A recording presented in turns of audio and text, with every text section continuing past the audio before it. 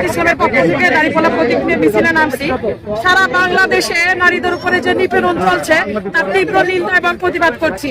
আজকে প্রতিবাদ মিছিল নিয়ে আমরা আসছি যেন আগামী দিন জামাত ইসলাম সরকার গঠন করে নারীদের অধিকার সুপ্রতিষ্ঠিত করতে পারে, সেই শোডাউন করার জন্য আমরা আজকে পথে নামছি।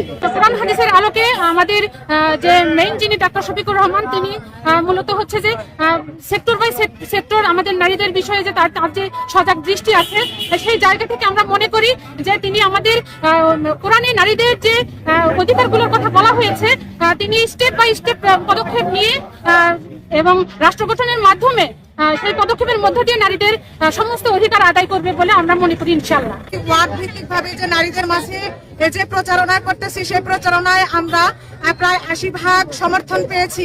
নারীরা আমাদের মাঝে কথা বলতেছে এবং বলছেন যে আমরা দাঁড়িপাল্লার মার্কায় সমর্থনে আছি।